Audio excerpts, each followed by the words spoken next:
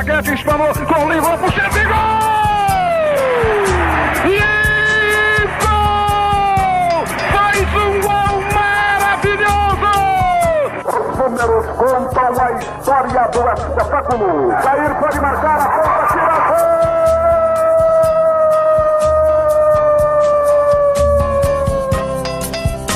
Se recordar é viver. A partir de agora, você está convidado a reviver nossas principais conquistas e glórias. Faltavam só 5 minutos pra terminar o jogo.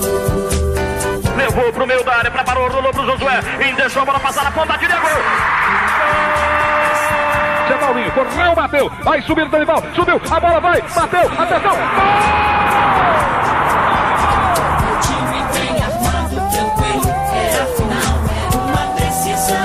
Memórias, entrevistas, registros históricos e depoimentos. Foi lá, pegou os 3 fios de cima do Estádio Olímpico e cortou a luz no instantinho.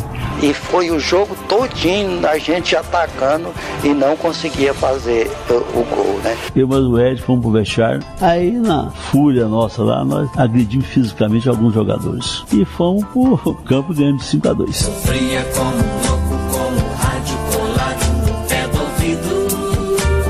Está no ar Futebol de Goiás e suas histórias. Um programa que exalta as raízes do nosso futebol. Atenção! Preparou! Correu! E chutou!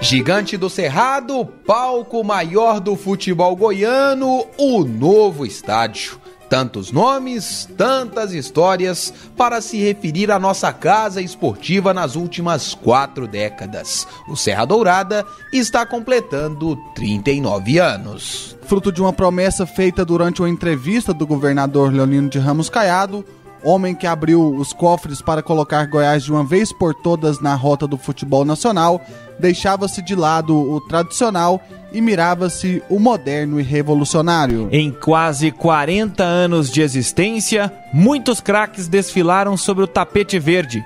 Pelé, Zico, Romário, Ronaldo Fenômeno, Lincoln, Carlos Magno, Mosca, Túlio Maravilha, Baltazar, Marco Antônio, Valdeir e tantos outros. Lindos gols de cabeça, voleio e bicicleta. Tantas emoções. Chegou a hora de saber como tudo começou. Futebol de Goiás e suas histórias, resgatando as raízes de nossa paixão. Neste 9 de março de 2014, o Estádio Serra Dourada está completando 39 anos. Mas voltando no tempo, em 1973, o que havia? Qual era o projeto? O que acontecia no local onde hoje está construído o palco maior do futebol goiano? Por isso, o Futebol de Goiás e suas histórias recebe na edição de hoje Lamartine Reginaldo Júnior, que à época Vinícius Tondolo era diretor-geral da Fundação Estadual de Esporte do Estado de Goiás. E voltando ao passado para conhecer essas histórias, e a primeira pergunta que a gente quer saber: como começou essa ideia? De onde surgiu essa ideia de construção de um novo estádio em Goiás? Na verdade, começou com ainda o Leonino Caiado candidato a governador. Quando ele ainda candidato a governador, ele numa entrevista junto com o pessoal da imprensa, ele teria sido interpelado, não é, a respeito do novo estádio. O pessoal afachava, o Olímpico estava muito acanhado, aquela coisa toda, e teria, inclusive o Jairo Rodrigues teria sido o jornalista que fez a pergunta forte a ele: ó, governador, e o estádio tal, e ele então teria assumido o compromisso. Não, eu assumi no governo, eu vou construir um estádio à altura do futebol, porque Goiás já estava se projetando a nível nacional e o Estádio Olímpico não estava conseguindo acompanhar, e a CBD na época não era nem CBF, era CBD. Na época o João Avelange era o presidente e ele tinha alguns pré-requisitos, mas de qualquer maneira tudo bem, ficou feito a promessa. O governador ganhou, foi eleito, né, na Assembleia, tomou posse, e o cargo de diretor-geral da Fundação Estadual de Esportes, na época, talvez pelo estádio em si e o autódromo também, que nós acabamos fazendo o autódromo também, ele ficou muito solicitado. E como eu era engenheiro, era novo, na época eu tinha 31, 32 anos, e o pessoal, os amigos meus, não, Lamartine, você tem que projetar, o Leonino gosta de você, ele te conhece, tal, conhece. Eu não tinha, assim, foi o começo praticamente da minha vida, né? O Leonino confiou realmente em mim. Então, eu resolvi me apresentar, não tinha nenhum cacife político, nada, só a parte técnica. Eu gostava demais de futebol, era muito envolvido com o pessoal e era engenheiro. E aí, numa lista lá de pretensos candidatos e tal, o Leonino fez uma entrevista com cada um de nós, uma espécie de uma sabatina, porque ele precisava pôr na direção da fundação uma pessoa que ele pudesse sentir firmeza nesse aspecto dessa obra. E acabou me nomeando. E eu tive uma entrevista com ele e ele achou que as minhas colocações estavam coerentes com aquilo que ele pretendia e me nomeou. Bom, esse foi o... E ele que fez a entrevista mesmo? Foi assim, tete a tete com ele? Pessoalmente, o Leonino era assim, ele é uma pessoa muito simples, muito segura, e ele passava muita segurança para você, ele não então, ele me disse que tinham 2 compromissos pesados na hora de esporte, que era a construção do estádio e a construção do autódromo. E que até que ponto eu estaria preparado para enfrentar uma situação dessa. Que tinha uma particularidade que pouca gente sabe, que na época a Suplan era a poderosa Suplan, era a empresa, o que é Getop hoje, era a Suplan, não é? Só que a Suplan mexia só com obra civil, né? E hoje a Getop mexe também com obra rodoviária. Mas, e ele não queria que essa obra fosse para a Suplan, porque ele achava que uma obra desse porte indo para a Suplan ia prejudicar o programa de obras no estádio, de modo geral. Quer dizer, a pessoa ia se envolver tanto com o estádio que ia esquecer das escolas, esquece daqui. É tendência natural, né? Então ele queria criar uma estrutura específica só para cuidar do estádio e do autódromo. E ele, logicamente, pensou em utilizar a Fundação Estadual de Esportes, que era muito modesta a estrutura dela, mas que ela tinha porte. Era modesta, mas você podia encorpar ela, né?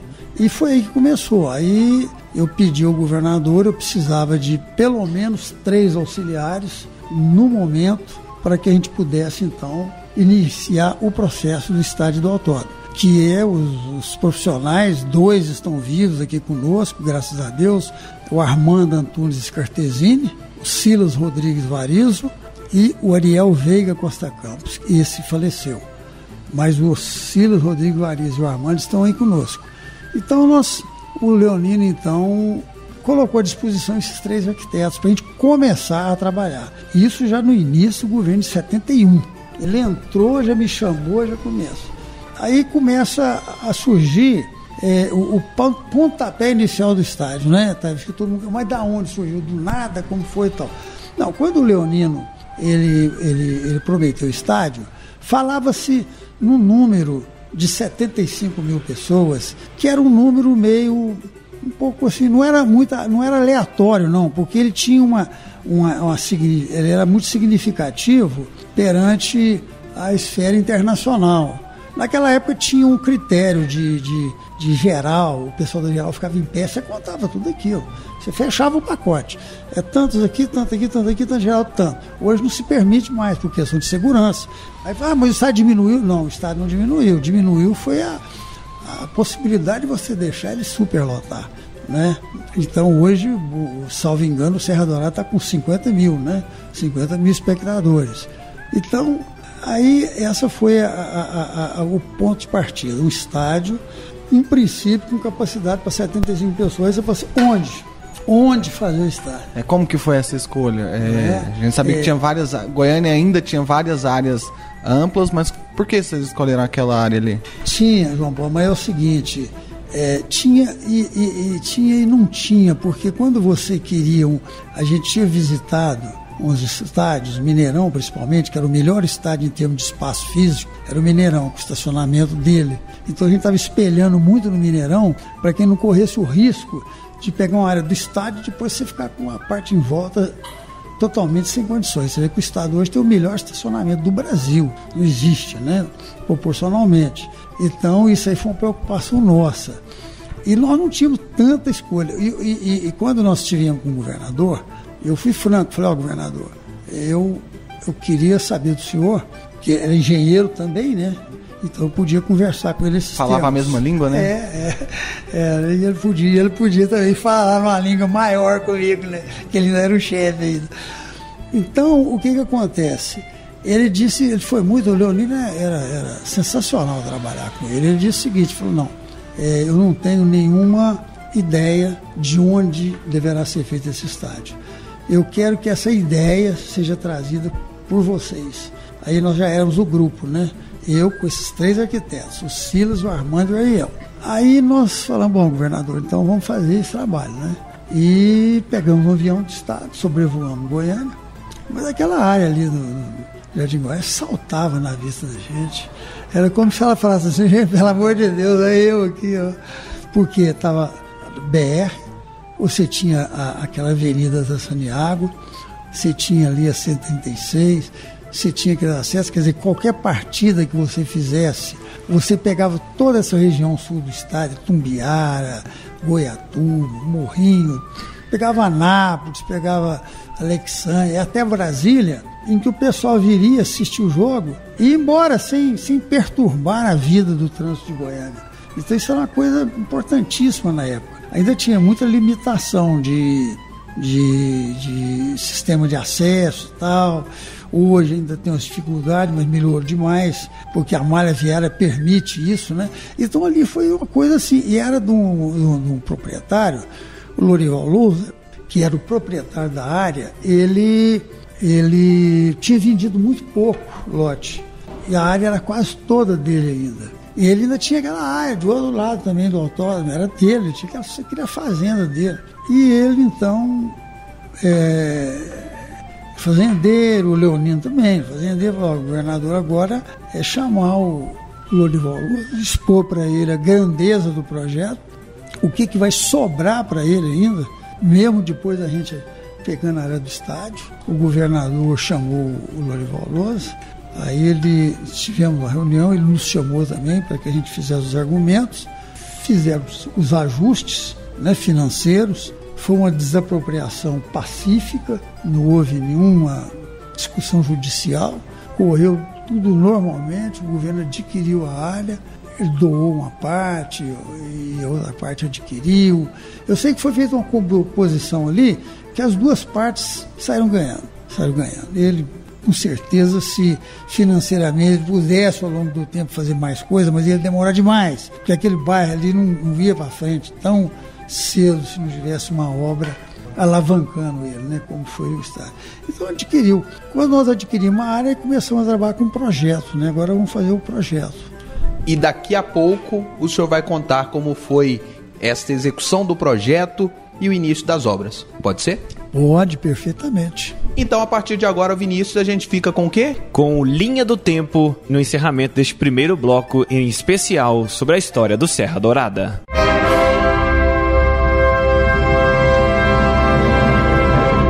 Linha do Tempo.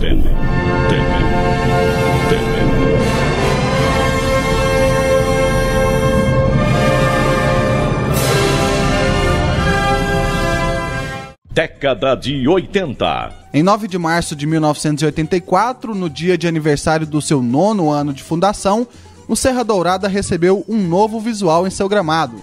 25 funcionários da Superintendência Estadual de Esportes trabalharam até às 10 horas da noite para modificar o visual do tapete. O escudo do Goiás foi pintado em todo o gramado como uma homenagem do Clube Esmeraldino ao aniversário do principal estádio do estado.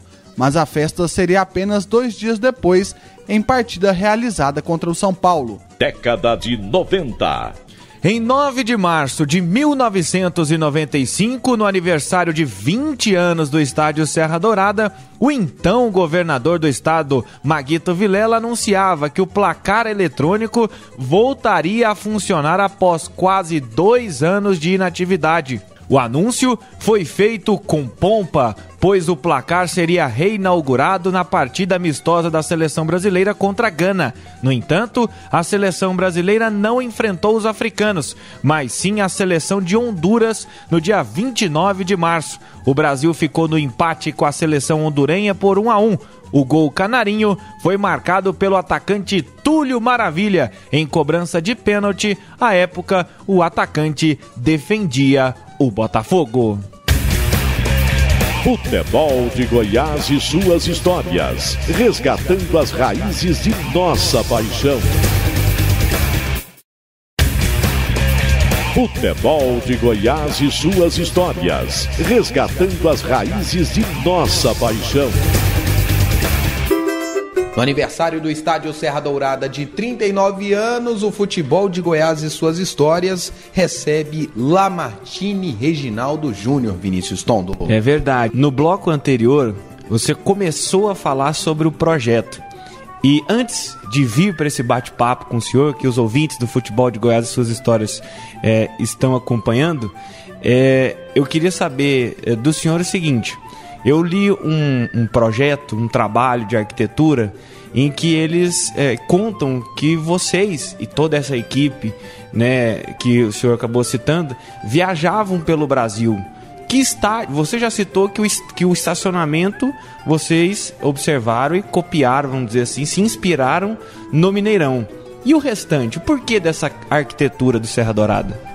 Vinícius, aí essa que eu acho a importância de você viajar, principalmente naquela época que você não tem essa facilidade de informática que você tem hoje, né? Hoje você entra aí, sei lá, um Google aí, faz consulta, entra no outro site aí, você faz consulta, você vê de tudo. Naquela época você não tinha, os projetos não eram digitalizados como são hoje, tudo, você fazia tudo, era na prancheta. A gente tinha que ir mesmo.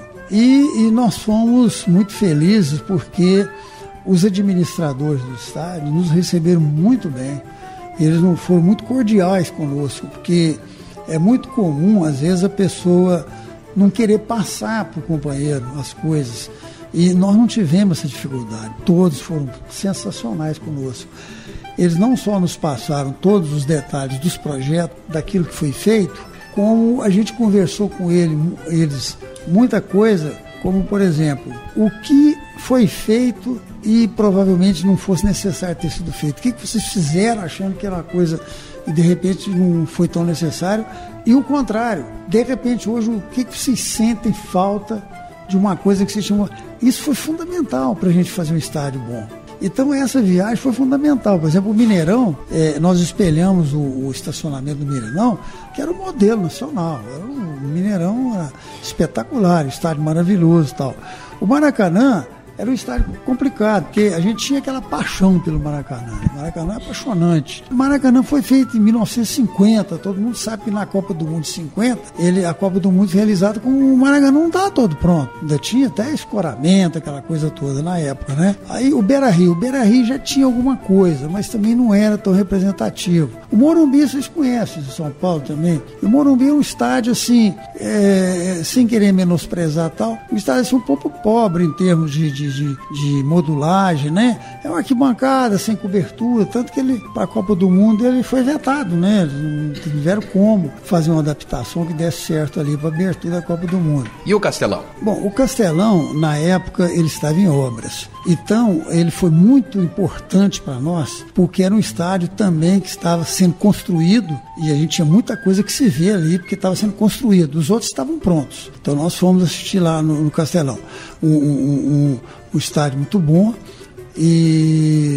mas que ele foi inaugurado com sim marquise, faltando alguma coisa. Eles entendiam que do jeito que estava, para eles não queriam mais perder tempo.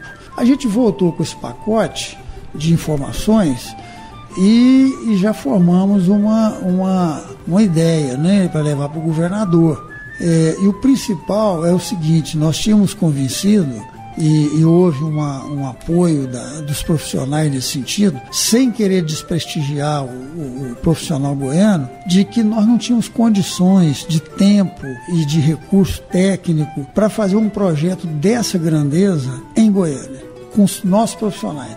Você teria profissionais competentes, capazes, mas você não tinha equipe montada. E um estádio não tem possibilidade de você fazer um projeto se o projeto não for todo ele consolidado no mesmo conjunto técnico. Quer dizer, o arquitetônico ele tem que estar com o estrutural do lado dele, tem que estar com o elétrico, hidráulico, é um trabalho conjunto, uma coisa depende da outra. E foi difícil para amarrar tudo isso no Serra Dourada? Não foi, viu, João Paulo, pelo seguinte, pela opção que nós fizemos, sabe? Por isso não foi. Porque se nós tivéssemos, assim, vamos contratar arquitetura com escritório e tal, vamos contratar a arquitetura aqui e tal, você não ia conseguir fazer esse pessoal sentar, ia ficar caríssimo e não ia dar certo, tá entendendo? Então, nós tínhamos que contratar, porque tinha empresa em São Paulo que fazia esse trabalho, tinha empresa que fazia esse trabalho, que estava fazendo o aeroporto lá do Galeão no Rio, a Serete, que ganhou a concorrência. Aí nós fizemos uma concorrência para fazer os projetos, todos. A firma tinha que fazer todos os projetos, entregar o pacote prontinho para licitar. Aí que veio a amarração nossa. Quando nós fizemos a licitação e depois quando fizemos o contrato, a Serete Engenharia, na época que ganhou a concorrência, excelente empresa, fez um belo trabalho. Ela tinha amarrações conosco que ela não podia falar, então tá certo, o estádio quando quer 75, então tchau. Vou falar, não, nada disso. Vamos discutir os estudos, os projetos, a plástica dele, que foi onde deu mais trabalho no final. Doutor Martini, e por que esse formato? Não sair do formato caldeirão e com esse formato com os 2 jardins, com os prédios atrás dos gols, esse formato diferente? Mas esse formato foi interessante, porque isso aí era uma ideia do grupo. A gente tinha uma ideia, mas não sabia, assim, porque não tinha referência. Você não tinha referência. E falava assim, gente, mas o Mineirão, bacana, né? Panela de pressão, aqui troço, o Maracanã, aquilo, mas, poxa, a gente queria uma coisa diferente. E a gente não estava conseguindo. Quer dizer, para isso nós contratamos uma empresa do porte da Serete para poder trabalhar e nos ajudar na seleção, na solução. E buscou essa solução, nos chamou e nós achamos muito bonito, né? E realmente ficou muito bonito, né? Porque não comprometeu a capacidade que a gente queria. Você fez aquele vazado, fez aquelas praças, que tem um detalhe naquelas praças interessante, que depois, se der um tempo, eu vou contar para vocês. Aquelas praças... Pode falar. É porque o projeto, ele veio a ideia, né? O arquiteto faz o esboço, né? Aquela marquise solta, né? Balanceada, dos 2 lados, né? Ela não é um balanço único, né? Ela entra no pilar central, vocês observaram assim, né? Ela é assim, ó. Ela é balanceada dos 2 lados, né? Então, aquilo ali foi uma coisa muito importante, muito diferente, foi uma das coisas diferentes, né? E aqueles jardins foi uma coisa assim, que eu considero dos mais fantásticos, foi aquele jardim. Porque, vamos fazer o jardim. Aí nós tivemos um campeonato brasileiro de basquete em Campinas, São Paulo, em 1974. Não sei se vocês conhecem mais ou menos a história do basquete, de um árbitro polêmico, que foi o Righetto, um famoso árbitro que apitou Estados Unidos e Rússia, que uma cesta... E ele era de Campinas, e ele era arquiteto, e ele era paisagista junto com outro cara lá em Campinas. Bom, você vê uma coisa, não tinha nada a ver com outra. Me chamaram para chefiar a delegação da equipe de basquete, eu gostava muito, fui. Cheguei lá, conheci o Righetto e fiquei batendo papo, achei um cara simpático, aí comentei com ele sobre o Serra Dourada, sobre essa vegetação. Vai lá, Martins, mas isso aqui nós mexemos com isso, tá bom. Moral da história, ele me pegou, me levou, me mostrou os trabalhos que ele tinha, me mostrou os canteiros que ele tinha, mas aí o que eu fiz? Peguei todas as informações dele, vim embora para Goiânia, peguei os meus arquitetos, botei na caminhonete, agora vocês vão lá, agora eu sou engenheiro civil. E eles foram para lá e voltaram super entusiasmados, praticamente com um contrato fechado para eles fazerem as 2 praças para nós. E eles fizeram. E outro detalhe, o gramado do estádio Serra Dourada durante muito tempo foi considerado o melhor gramado do Brasil. E teve um detalhe, tem uma curiosidade na concepção, na construção do estádio Serra Dourada que favoreceu o gramado para que ele pudesse desenvolver. Foi o fato dele ter sido plantado anteriormente, senhor Lamartine? Essa história do gramado, eu gosto muito de contar essa história para a gente valorizar as pessoas.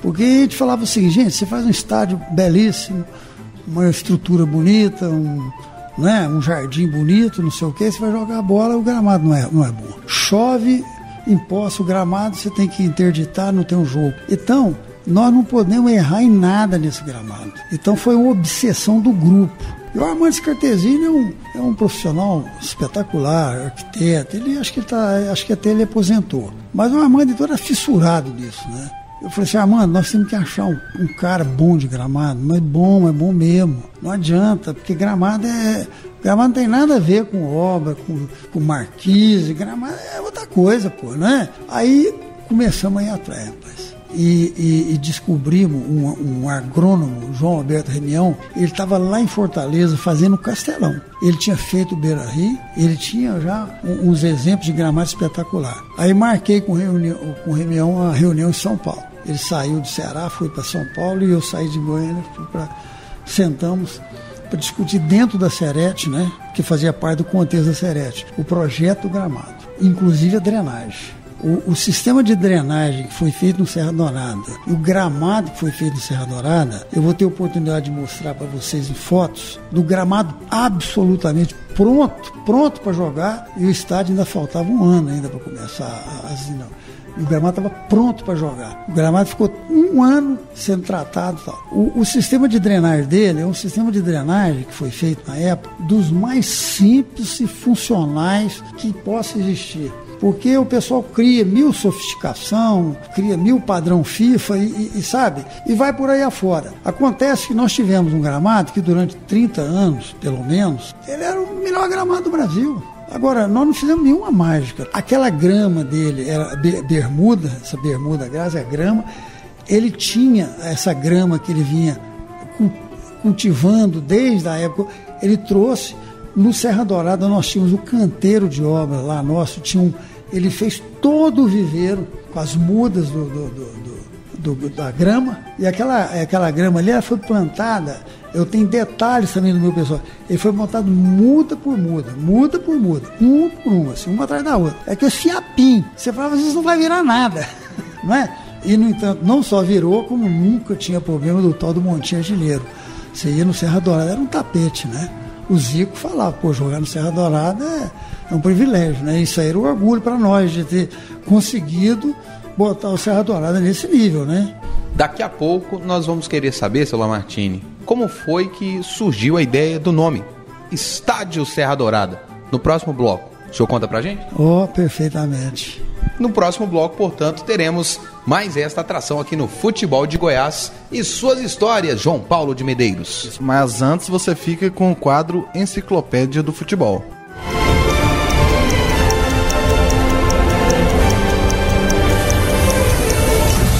Curiosidades, estatísticas, fatos marcantes.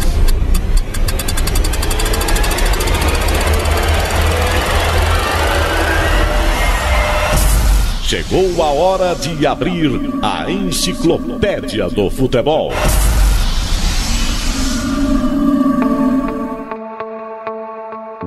O estádio Serra Dourada foi inaugurado em 9 de março de 1975 com um duelo envolvendo a seleção goiana e a seleção de Portugal. No final, os goianos venceram 2-1.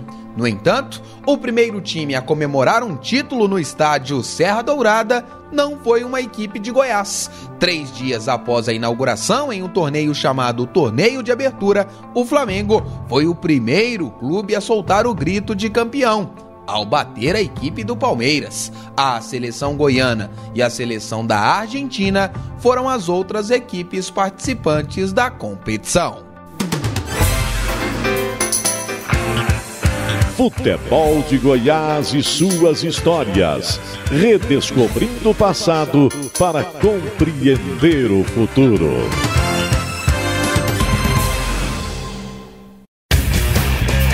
Futebol de Goiás e suas histórias, resgatando as raízes de nossa paixão. Há 39 anos, o estádio Serra Dourada era inaugurado. Mas o nome, Serra Dourada, queremos saber, aqui no Futebol de Goiás e suas histórias, João Paulo de Medeiros, o porquê desse nome, como ele foi escolhido. Até porque, se você for procurar na história, chamavam muito de o novo estádio, o grande estádio de futebol, mas não tinha um nome. Mas o seu Lamartine sabe contar pra gente por que Serra Dourada. É mais uma das características do nosso chefe Leonino Caiado. Ele queria realmente que o estádio tivesse um nome que não fosse referente a nenhuma pessoa, sem nenhum demérito, porque geralmente quando você homenageia a uma pessoa, parece assim, por que fulano e não Beltrano? Você começa a criar discussões nesse sentido. Ele não queria. Goianão, ele não queria, achava que Goianão era uma expressão popular, né? Mas não podia virar nome de estádio, Goianão, né? E então ele resolveu fazer um concurso público para a escolha do nome, estabelecer o prêmio direitinho e tal. E o Elvésio Goulart, que já falecido, era um dos secretários do governo, ele era poeta, ele era gostava dessas coisas, então o governador botou o Elvésio para presidir essa comissão, para escolher o nome do estádio. E os pré-requisitos, basicamente, não lembro assim de detalhes, mas pelo resultado, né? Você evitava nomes de pessoas e essas coisas que pudessem parecer alguma coisa ligada à política, não queria de jeito nenhum. E mais coisas ligadas a Goiás. Aí eu soube na época que nomes que concorreram, por exemplo, com Serra Dourada foi, por exemplo, Estádio Pirineus, Estádio Anhanguera, Estádio Tocantins, Estádio Araguaia, quer dizer, então procurou dar um enfoque muito grande nas coisas da nossa terra, né? Porque o que acontece? Ele não era um concurso de a maioria vai ganhar, era um concurso literato, sabe? Você tinha aquele cara, então várias pessoas escolhiam nomes. Então, vamos dizer, o nome do estádio Serra Dourada, várias pessoas optaram por ele, várias pessoas optaram. Então, o comitê, ele não tinha preocupação de julgar as pessoas ainda. Ele ia julgar os nomes por um critério até meio subjetivo, que não é pela maioria, é pela intensidade. E na época, Serra Dourada pesou muito, se eu soube, eu não participei da comissão, mas eu soube que o nome Serra Dourada, por causa de Goiás, da Serra Dourada e tal, então pesou muito o nome. Então o pessoal, por unanimidade, resolveu de que dos nomes escolhidos, X nomes, o Serra Dourada era o mais representativo. Então foi lá nas urnas, né, já separado quem eram as pessoas que haviam votado no nome. E dentre essas pessoas, no sorteio, puxou-se o nome e veio Geraldo Luiz de Moraes. Quer dizer, ele votou no nome Serra Dourada e foi escolhido lá o vencedor, porque não tinha como você pegar um prêmio de 5 mil cruzeiros e ratear por todo mundo, não ia representar nada. A regra já dizia isso. E eu tenho, inclusive, um jornal em que eu estou junto com meus diretores, era o Gilberto Alves e o Domingos Garcia.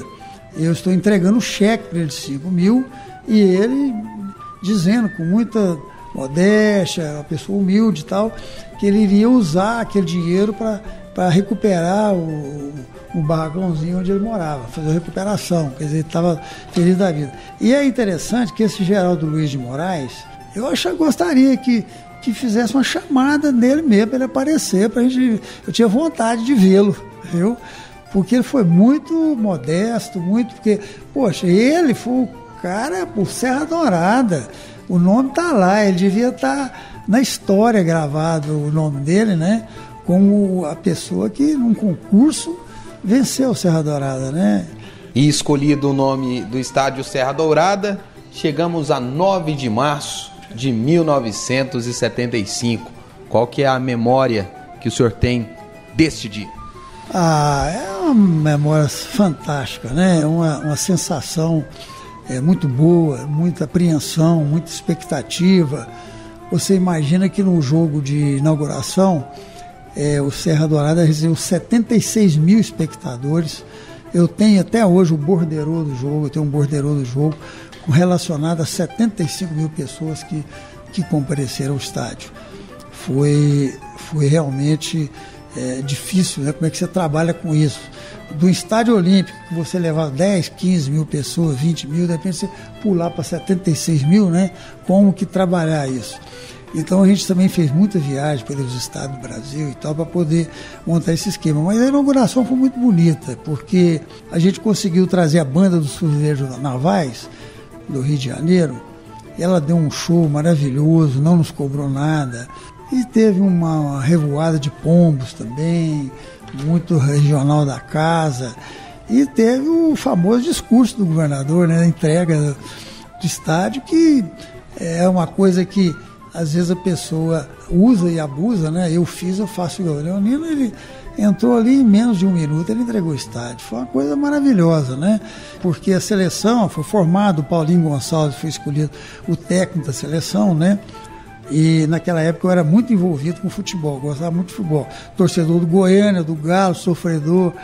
Então, eu achei muito interessante. Quer dizer, não marcamos o primeiro gol foi de Portugal. Mas ganhamos o jogo. O Lincoln marcou o primeiro gol, salvo engano, o Tuíra marcou o segundo. Ganhamos de 2-1. E na sequência nós tivemos um quadrangular, né? Entre seleção goiana, Argentina, Flamengo e Palmeiras. E que o Flamengo ganhou disputando com o Palmeiras no final. Não é? Aí também eu tinha que ser, né? Meu time tinha que ganhar uma, né? mas ele tinha um time, tinha Zico, tinha o Doval, até o Doval. Mas assim, depois desse dia da inauguração ainda, quando acabou a festa, o estádio se esvaziou, qual foi a sensação do senhor? Olha, eu não sei, viu? A gente sabe que ter cada um reage de um jeito. Você fica assim meio aéreo. Tinha um arquiteto, trabalhou comigo, que deu uma sumida. Nós fomos descobrir lá numa cabine de rádio, chorando de emoção. Cada um tem porque ninguém sabe, né? É um mistério. E naquela época, você tinha muito pouca experiência, né? Dessas coisas. Para nós aqui em Goiânia, aquela obra foi uma loucura, né? Nós fizemos aquela obra em menos de 2 anos. Nós começamos ela no dia 31 de março de 1973 e terminamos no dia 9 de março de 75. Nós fizemos ela faltar ainda alguns dias para completar 2 anos. Então foi uma obra recorde, com todos os projetos, provavelmente uma das poucas obras de Goiás que foram executadas com todos os projetos concluídos. Nós licitamos ela com todos os projetos, por isso ela não deu. A gente conseguiu fazer nesse prazo. Em algum momento o senhor chegou a pensar que ia dar errado? Não, vamos parar com isso? Pensou em desistir? Eu vou te falar, viu, Rafael? Eu teve um fim de ano de Natal que eu passei amargurado, sabe? Porque a obra teve momentos difíceis no começo, muito difíceis. E depois ela deslanchou. Mas no primeiro ano... Conta um momento difícil, assim, desses. Um momento difícil foi um momento cruciante dela. Foi quando deu um problema quando nós fomos fazer a obra da fundação, que era tubulão a céu aberto, era um sistema de fundação que não dá muito certo, não tem problema. Mas ele foi projetado por ele ser um sistema econômico e o calculista entendeu que ele satisfazia as exigências do Estado. Só que quando a Guarantã iniciou a perfuração dos tubulões, o lençol freático, a água do lençol, que tinha sido dentro da sondagem que tinha sido feita, ela tinha dado bem abaixo, ela florou, ela estava lá em cima. Aí isso nos assustou todo mundo, até a Serete. Foi um sinal amarelo assim, mas graças a Deus nós todos tivemos o bom senso, inclusive o governador, de não perder a cabeça. Nós mudamos o sistema de fundação da obra todinha. Durante a obra passamos para o sistema Frank, que era um sistema que não tinha a menor possibilidade de risco. mas que era muito difícil trazê-los para cá, por causa dos batistaca, aquela coisa. O Leonino conseguiu também nos ajudar muito nisso, como engenheiro governador, e isso aí, então, fez com que a gente fechasse o resto. O resto é sofrimento normal de obra, mas esse realmente foi angustiante. O senhor falou das muitas emoções vividas no dia dessa inauguração, e uma das emoções quem proporcionou foi o Lincoln. O senhor se lembra do gol do Lincoln, o primeiro gol da seleção goiana no estádio Serra Dourada? Ah, claro, o Lincoln é uma figura inesquecível, né? Eu sempre gostei demais do Lincoln como pessoa e como jogador. O Lincoln era um jogador fantástico, né? Você vê que ele marca o gol de esquerda, ele está de esquerda, direita, e ele não tinha tempo quente com ele, não. Eu quero um abração no Lincoln aí, eu gosto demais dele, é uma figura das mais importantes do futebol goiano, para mim é o Lincoln. E ele marcou o primeiro gol de um goiano no estádio Serra Dourada. O primeiro gol do estádio foi marcado por um português, o Otávio, e o Lincoln daqui a pouco será o nosso personagem no bloco final, no quadro Memórias de Quem Viveu a História. E este quadro, Rafael Bessa, será um quadro especial porque um bloco inteiro destinado a uma pessoa tão importante do nosso futebol. Agradecendo ao Lamartine Reginaldo Júnior, que esteve com a gente nesse programa todo especial, e a gente transmite o seu abraço ao Lincoln Leão da Serra. Beleza, viu, Rafael, João Paulo, Vinícius, né? Foi muito bom bater um papo com vocês. Eu acho que essa forma que vocês adotaram é a melhor delas, porque ela é uma forma suave, tranquila. O ouvinte parece que ele está participando, né? Ele tem vontade de perguntar, você pergunta por ele, né? Então acaba que ele fica sabendo de tudo, né? Pequenas coisinhas que é interessante, né? Foi muito bom. Quero dar um abraço aí aos ouvintes e sucesso aí, 39 anos, ano que vem nós vamos para 40 anos, né? Vamos por aí afora. E vamos continuar com o futebol de Goiás e suas histórias. No próximo bloco, vamos com Memórias de Quem Viveu a História especial. Futebol de Goiás e suas histórias. Redescobrindo o passado para compreender o futuro.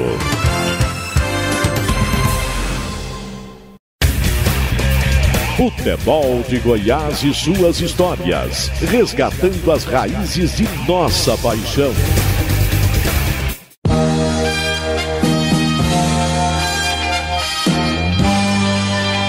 Memórias de quem viveu a história.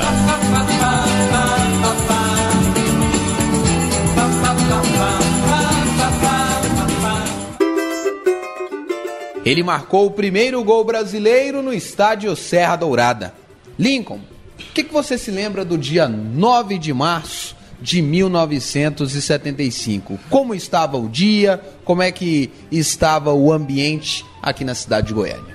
Olha, é uma data inesquecível para mim, porque no dia 9 de março de 75, quando foi inaugurado o Serra Dourada, nós, jogadores da seleção goiana, hospedados que estávamos na Serrinha, aguardávamos aquilo com muito entusiasmo, porque já vínhamos nos preparando coisa de um mês antes para a inauguração daquele que viria a ser o maior estádio do Centro-Oeste, e foi um domingo cheio de sol, uma coisa maravilhosa. A torcida compareceu em peso, lotou completamente o estádio, mais de 76 mil pessoas, e a expectativa a cada hora crescia mais, até o momento que 15 para as 4 mais ou menos, a gente entrou em campo, fizemos perfilamos, ouvimos o hino nacional brasileiro, o hino nacional português.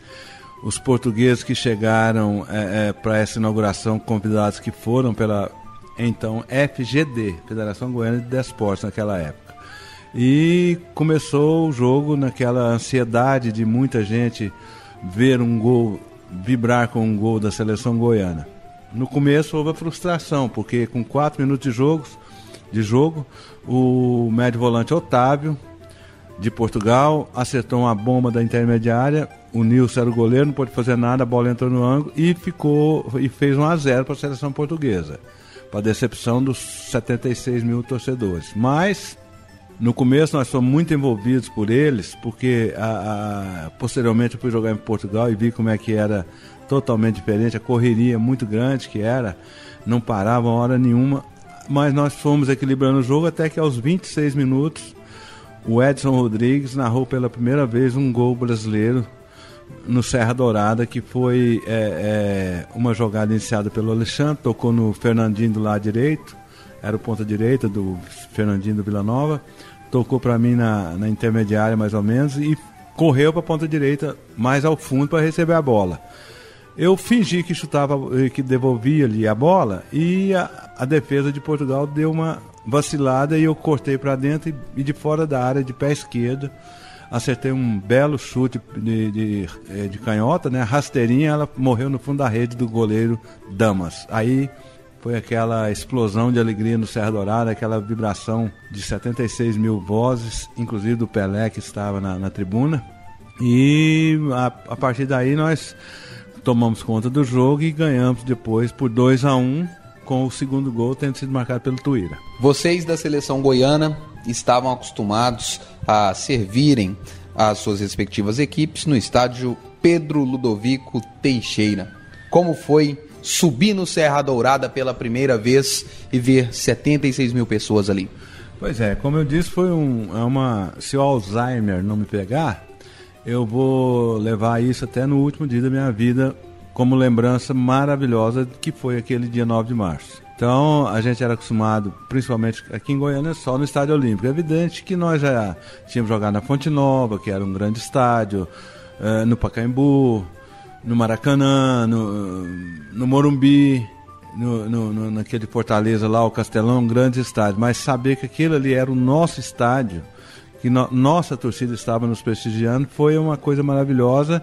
E nós demos ao torcedor goianiense, e goiano também, que foram feitas várias caravanas que vieram do interior de Goiás, e naquela época Tocantins ainda era Goiás, então lotou o estádio e saiu nós saímos do estádio com a sensação do dever cumprido de ter proporcionado ao torcedor goiano um motivo de alegria, porque a inauguração do Serra Dourada, naquela época não havia como hoje essa globalização do futebol, que o Brasil todo, aliás, o mundo todo vê todos os jogos em tempo real. Naquela época era muito difícil, mas até no Fantástico saiu uma matéria naquele dia sobre a inauguração do Serra Dourada. E eu tive o privilégio de ter sido o jogador do futebol goiano que marcou o primeiro gol. O time que inaugurou o estádio Serra Dourada com a seleção portuguesa, a seleção goiana, nós estamos com a imagem aqui, inclusive, você pode rememorar, e quem está ouvindo... Não precisava nem de eu estar olhando, essa aí nunca vai sair da minha memória. Então vai lá, de cabeça, que time era esse? Era Nilson, do Goiânia, porque o Vandair, que era o goleiro do Goiás, machucou o tornozelo na véspera do jogo, e ele era o titular, mas na véspera do jogo ele machucou. Lúcio Frasson era o zagueiro, era o lateral direito do Vila Nova. O Macalé e o Alexandre faziam a zaga, a dupla de zaga, que já era do Goiás há muito tempo. E o Paulo Gonçalves inovou, ele tirou o Lula do Goiânia, que era quase zagueiro, e colocou de lateral esquerdo, para não colocar praticamente só jogador do Goiás. O meio de campo foi Matinha e Piorra, do Atlético, Matinha do Goiás, Piorra do Atlético. Aí na época era um volante só. E jogou ponta direita Fernandinho, Paguete, Lincoln e Raimundinho do Goiás. Depois, no segundo tempo, entraram o Lucinho no lugar do Paguete e o Tuíra no lugar do Raimundinho. Agora, Lincoln, um fato que chama atenção é que, assim, eram os melhores jogadores do futebol goiano. Foi um jogo equilibrado, mesmo tendo uma seleção internacional, que era a seleção de Portugal, tinha o status, né? Tinha essa questão, o Eusébio tinha sido campeão, ainda tinha esse furor do Eusébio. Existia um equilíbrio técnico entre as duas seleções, o que hoje não aconteceria se fosse enfrentar uma seleção goiana com a seleção de Portugal? Olha, naquela época a seleção portuguesa não estava tão, vamos dizer assim, no auge como está hoje, com o Cristiano Ronaldo da vida. A seleção portuguesa, tanto que a seleção portuguesa só tinha participado de uma Copa do Mundo, que foi em 66, na época do Coluna, do Eusébio, do Torres, do Simões, do Vitor Pereira. Eu até, depois que morei em Portugal, fiquei conhecendo a história desses jogadores que eram considerados uns heróis lá, por terem sido o terceiro lugar na seleção, na Copa do Mundo de 66, principalmente com Eusébio, que era a maior estrela moçambicano, né, português, nascido em Moçambique na época. Mas a seleção portuguesa nunca, até então, depois de 66, não tinha aquele status que tem hoje, porque nas Eurocopas não passava da primeira fase, não se classificavam para a Copa do Mundo, mas era uma grande seleção ainda, e era uma seleção da Europa. E eles tiveram um problema muito sério, porque há dias atrás, antes um pouco do 9 de março, eles já vieram direto da Inglaterra, onde jogaram com a seleção inglesa, não sei se amistoso, se Eurocopa, não sei porquê, mas jogaram lá e vieram direto de Londres para Goiânia. E jogaram lá com quase 0 grau de temperatura, chega aqui 39, 40 graus, 4 horas da tarde no Serra Dourada. Eles começaram a impor seu ritmo, mas com o futebol cadenciado de toque de bola que o Goiás tinha, e o Goiás era a base da seleção, então no instantinho a gente equilibrou as ações e fizemos por merecer a vitória, mas tem que ser sincero, eles realmente cansaram muito no segundo tempo. Olhando para trás, depois de quase 40 anos, Lincoln, qual que é o sentimento que você tem de ter marcado o primeiro gol brasileiro do estádio de Serra Dourada? Para ser mais sincero, mais preciso, depois esse domingo 9 de março, é 39 anos. Então o que acontece? Na época eu tinha a convicção que eu faria o primeiro gol da seleção brasileira. Você tinha certeza disso? Não, tinha convicção, mas é claro que qualquer outro que fizesse seria a mesma coisa. Mas fui um privilegiado de ter feito o primeiro gol do Serra Dourada, assim como eu fui com o primeiro gol de um time goiano em Campeonato Brasileiro, Goiás 1, Flamengo 0, em 29 de agosto de 73, no Olímpico. Aí o que acontece? Na época, eu achei que aquilo era a coisa mais natural do mundo. E continuei, eu fui artilheiro do Campeonato Goiano do primeiro ano de Serra Dourada, eu fui artilheiro do Campeonato Goiano do segundo ano de Serra Dourada, só que dessa vez o Nivaldo foi artilheiro junto comigo, Nivaldo Lancunha. E aquilo para mim era uma coisa natural. Mas acontece uma coisa, muitos anos depois que eu pensei que eu estaria no anonimato aqui em Goiânia, eu fico surpreso até hoje de as pessoas lembrarem, falarem, e muitas pessoas lembrarem, outras não lembram, mas o meu pai me falou, meu avô me falou, foi você que marcou o primeiro gol no Serra Dourada. Então, a importância do gol para mim hoje é maior do que talvez no dia. Porque no dia, para mim, eu era jogador de futebol e era tudo assim, uma coisa que seria corriqueiro para mim. Eu era acostumado já a marcar gol, era o artilheiro do futebol goiano. Então, foi uma coisa assim, na época, muito boa e tal, mas sem muita, como é que eu vou dizer? Sem muita relevância. Foi bom, mas a relevância ficou maior com o passar dos anos, que as coisas ficaram assim, ficou na lembrança de todo mundo. E por falar em lembrança, nós te convidamos agora a lembrar e vamos rememorar um de seus gols, dos vários. Sabe qual foi? Não.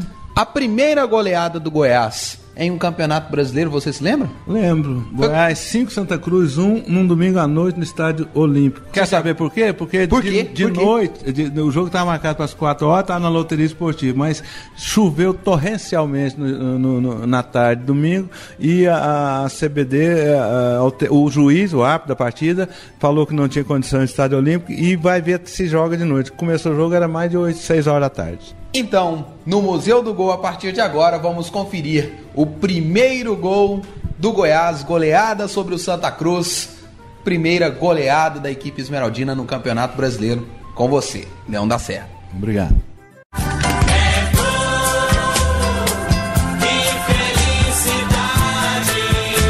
É hora de vibrar. É hora de se emocionar. E atenção que vamos repetir o gol. Na boca do gol, é Pedro, subiu, deu gol,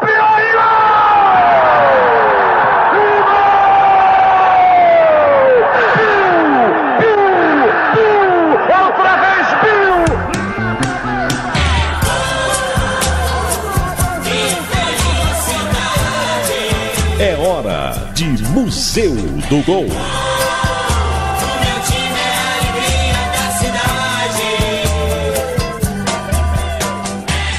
Olha o Tuíra avançando em favor da equipe do Goiás Esporte Clube. A Lincoln! Carrega! É a chance do gol! Vai, bom amigo! Apontou e gol!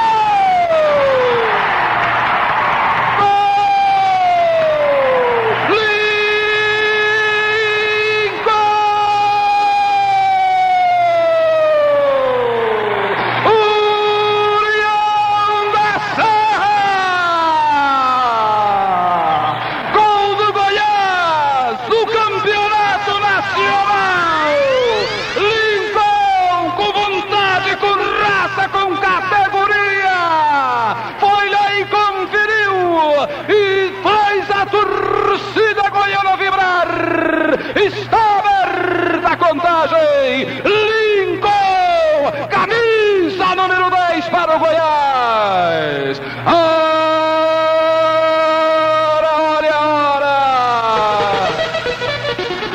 15 minutos, primeiro tempo. No placar da Madeira de Lisboa, Goiás 1, Santa Cruz 0. Gilberto que vem mais! Atenção! E fica por aqui a edição de número 6 do programa Futebol de Goiás e suas histórias. Agradecemos o apoio de Comac Exaustores Eólicos e de Postos Siloé. Desejamos um grande domingo e até a próxima!